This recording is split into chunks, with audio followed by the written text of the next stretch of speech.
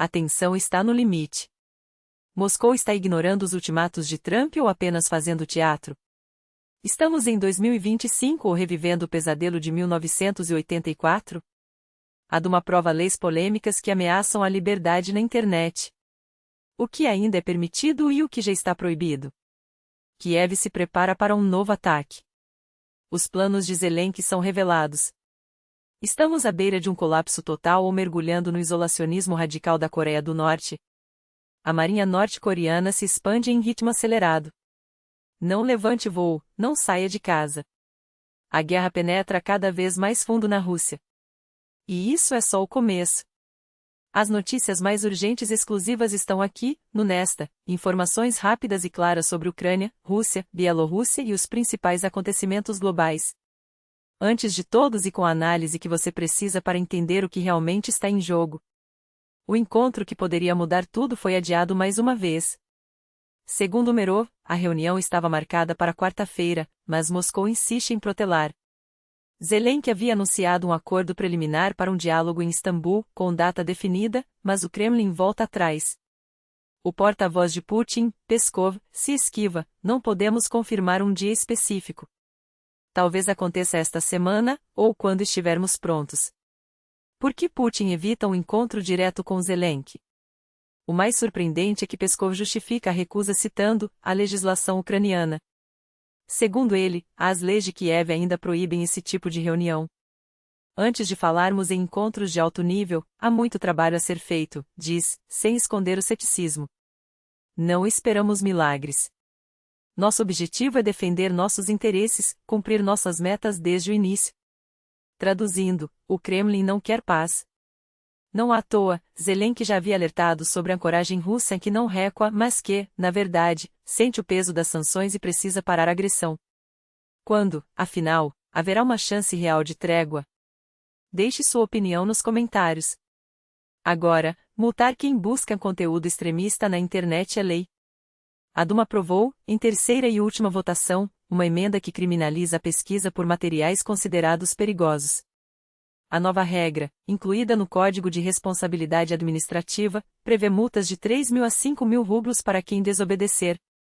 Dos 450 deputados, 306 votaram a favor, 22 se abstiveram e 67, um número recorde, foram contra. Ontem, ativistas tentaram protestar na entrada da Duma com cartazes citando Orwell. Ele não escreveu um manual, mas uma distopia. Foram reprimidos na hora e levados pela polícia. A lei gerou rejeição até entre aliados do governo. A bancada Novy Lyudian votou massivamente contra, assim como comunistas e dissidentes da justiça russa. Até figuras leais como Ekaterina Mizulina e Margarita Simonian criticaram a medida. Afinal, como denunciar grupos extremistas se nem sequer podemos pesquisar sobre eles? Esperava-se algum ajuste, mas nada foi feito. O poder mantém para si o direito de decidir quem será punido e isso assusta. Como alertou o ator Kishin Boyarsky, não são apenas alguns radicais em que serão afetados, mas milhões. Proibir o WhatsApp, bloquear a Wikipédia, criminalizar buscas na web. Isso não é ficção, é a Rússia de hoje. E não para por aí. Agora, usar VPNs de forma irregular também renderá multas pesadas.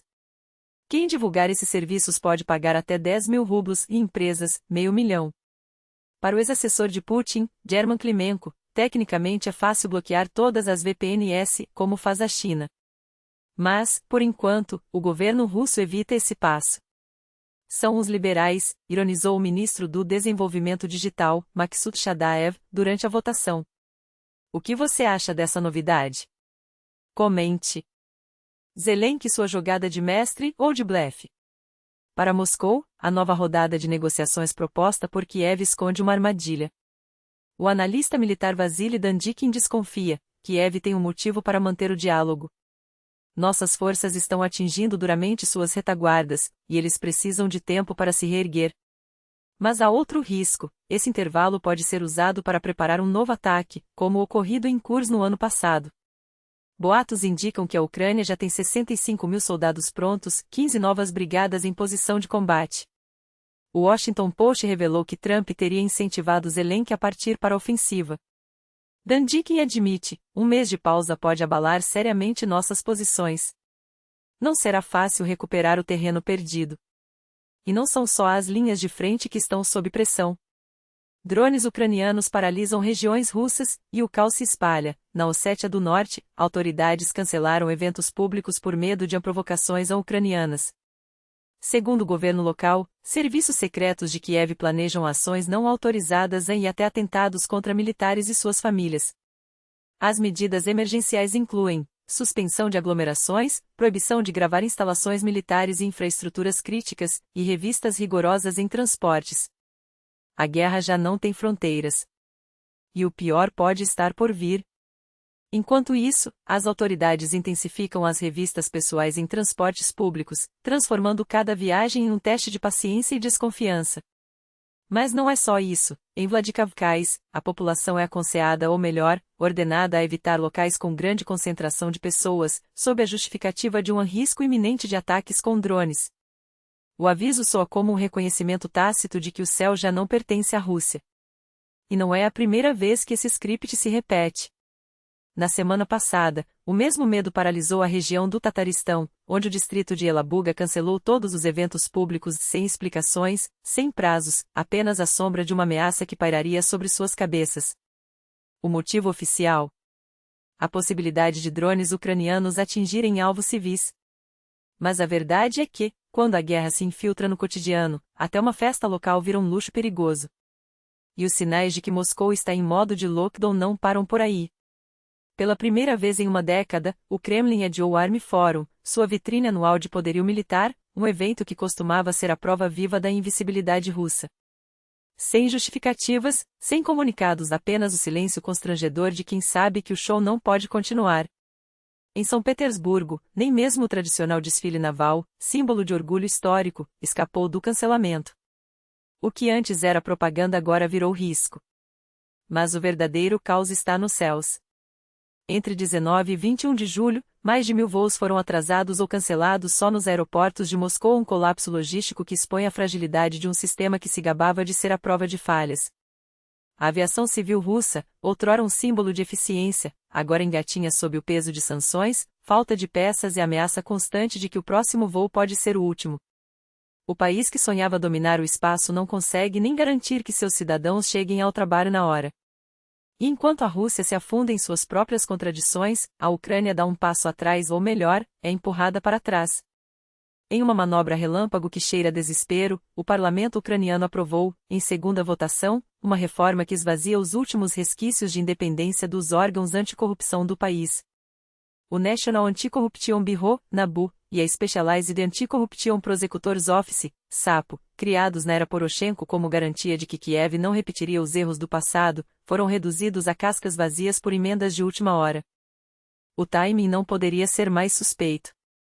Um dia antes da votação, o Serviço de Segurança da Ucrânia, SBU, e a Procuradoria-Geral invadiam as sedes do NABU sob a alegação de que a Rússia estaria infiltrando a instituição.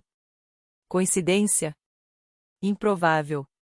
O que veio a seguir foi um espetáculo de democracia express. Na madrugada de terça-feira, a Comissão de Assuntos Jurídicos do Parlamento aprovou o projeto. Horas depois, os deputados o ratificaram sem debate.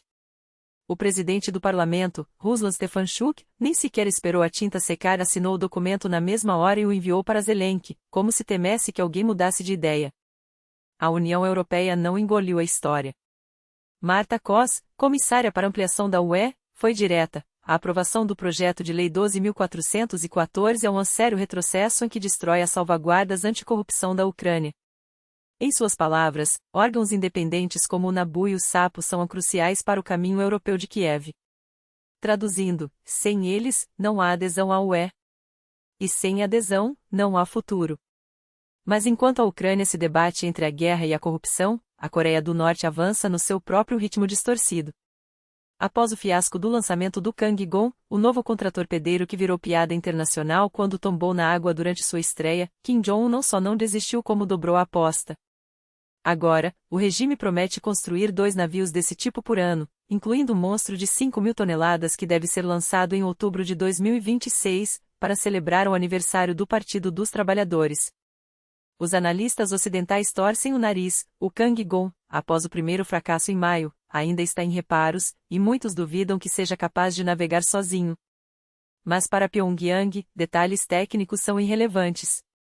O que importa é a narrativa e a mensagem é clara: mesmo com falhas grotescas, o regime não vai parar. Nem mesmo quando a realidade o expõe. Como no caso do complexo turístico de Wonsan, inaugurado com pompa há menos de um mês e já fechado para estrangeiros. Depois de 18 dias de operação, as portas se fecharam sem aviso, como se o próprio regime tivesse percebido o absurdo de tentar vender um paraíso onde até a eletricidade é racionada. Mais um projeto que vira pó, mas que, claro, será apresentado como um sucesso retumbante nos noticiários estatais. E enquanto o mundo assistia a esse teatro do grotesco, uma notícia quase poética surgia da China. Em um zoológico local, pandas foram flagrados se refrescando com frutas congeladas, um esforço desesperado para aliviar o calor escaldante. Uma metáfora perfeita para 2024, onde até os símbolos da resiliência precisam de ajuda para sobreviver. Obrigado por acompanhar até aqui. Sua atenção é o que nos mantém firmes em meio ao caos. Comente, compartilhe, reaja, porque juntos somos mais fortes do que qualquer censura ou algoritmo. Até a próxima, e que seu dia seja tão estratégico quanto um plano de batalha, e tão preciso quanto um míssil teleguiado.